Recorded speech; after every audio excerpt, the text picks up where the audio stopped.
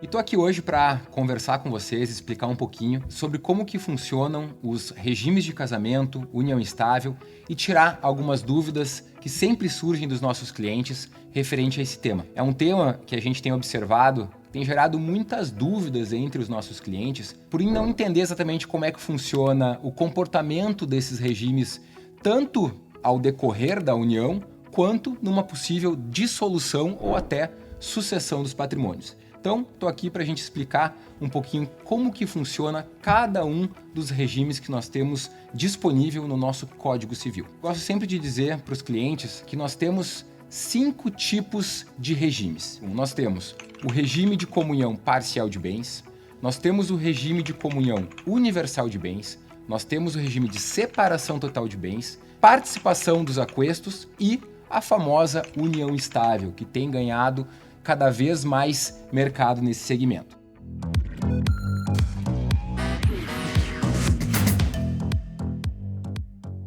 Meu nome é Eduardo Monteiro, sou sócio aqui da Avel e responsável pela área de assessoria patrimonial. Vamos agora entender as particularidades de cada um. No regime de comunhão parcial de bens, ocorre que todo patrimônio que é adquirido pós-casamento de forma onerosa, e esta palavra é muito importante, aquilo que foi adquirido com dinheiro, vai ocorrer o chamado processo de meação.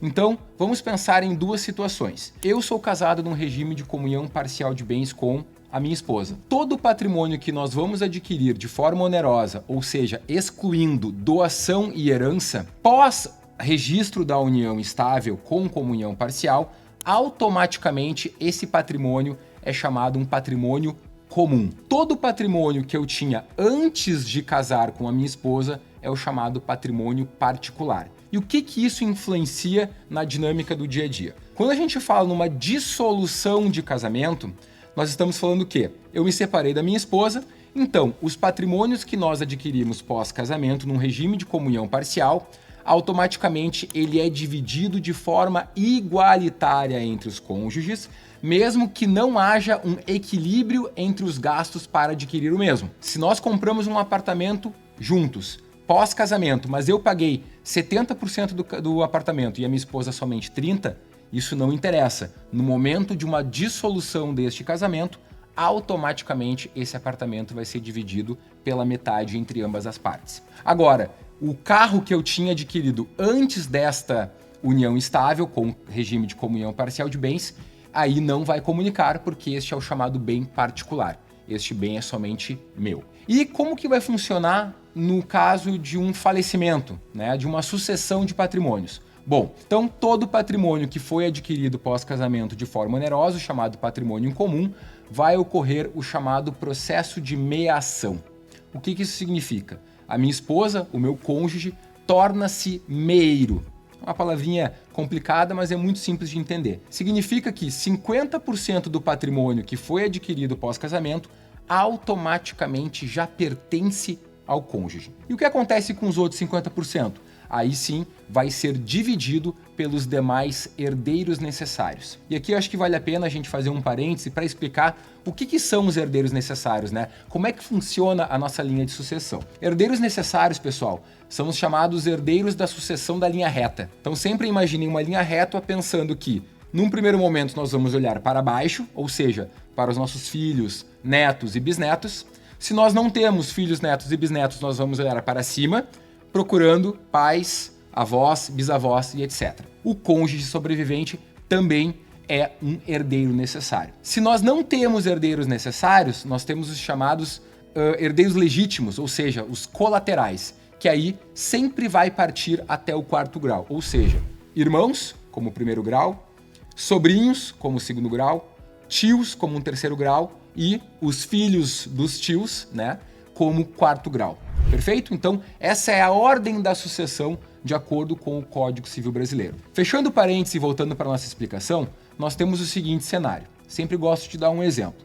Se eu tenho lá o meu carro que foi adquirido antes do casamento e o apartamento foi adquirido pós-casamento.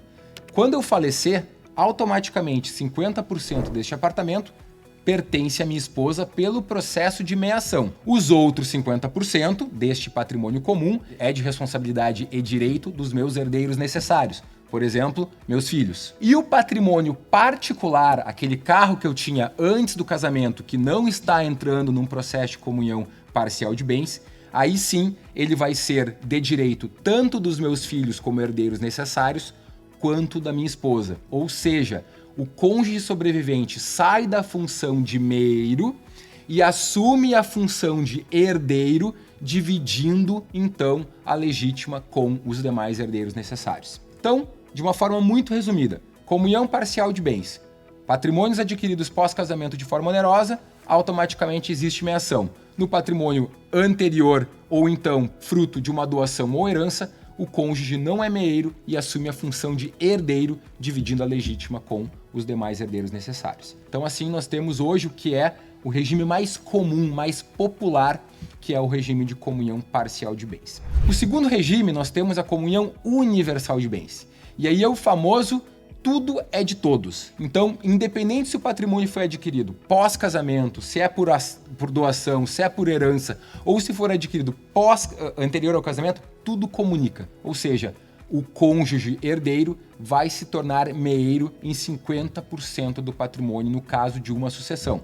E os demais 50% automaticamente são de direito dos demais herdeiros necessários. E no caso de uma dissolução de casamento, mesma coisa. Se eu tenho lá um patrimônio de 10 milhões de reais, todo no meu nome, adquirido antes do casamento ou pós-casamento, no caso de uma separação, o cônjuge sobrevivente, a minha esposa, no caso, teria direito a 50% desses bens, independente se ela comprou eles junto comigo ou não, beleza? Então, o regime de comunhão universal de bens ele é muito simples. Ele é muito popular, principalmente para aquelas pessoas mais antigas, porque lá no passado, né, se vocês perguntarem para os seus avós, bisavós, a maior parte deles, eles eram casados num regime de comunhão universal de bens porque era o standard, né, como a gente chama, o que hoje é a comunhão parcial de bens. Beleza, então aí nós temos já dois tipos de regimes de casamento. Terceiro tipo é a separação total de bens.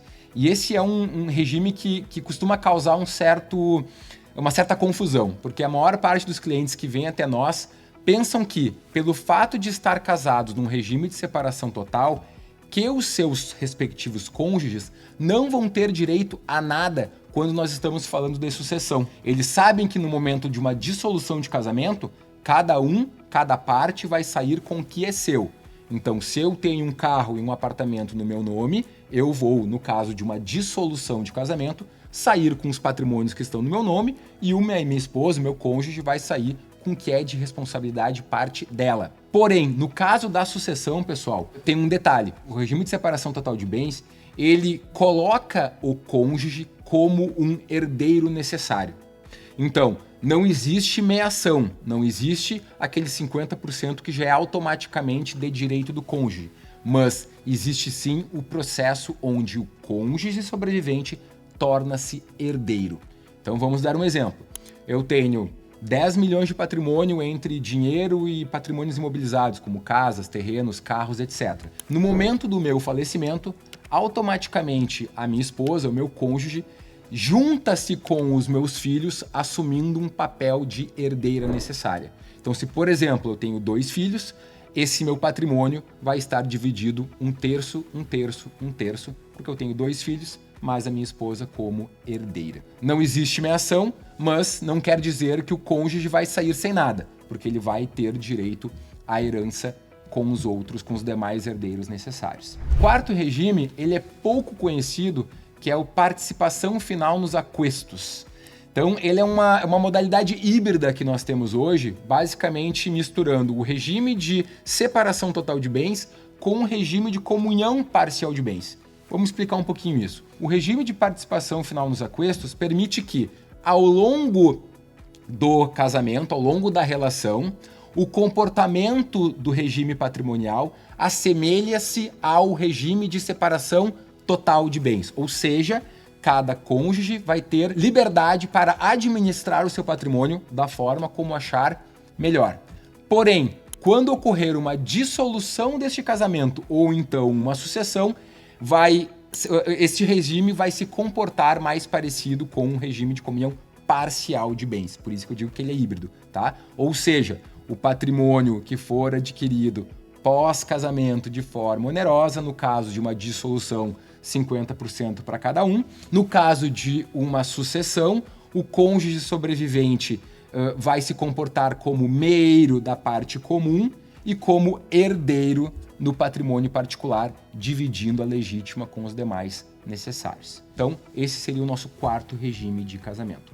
O quinto e último é um que está cada vez mais popular, que é a chamada união estável. E a união estável hoje, pelas regras do nosso Código Civil brasileiro, é basicamente a união de duas pessoas que, de forma pública, exercem o direito de uma vida que eles chamam de uma vida particular e orgânica. Ou seja, não precisa necessariamente ter um papel comprovando que existe um regime de casamento, não tem que haver um papel registrado em cartório, basta que haja simplesmente um entendimento de uma união entre duas partes, entre duas pessoas.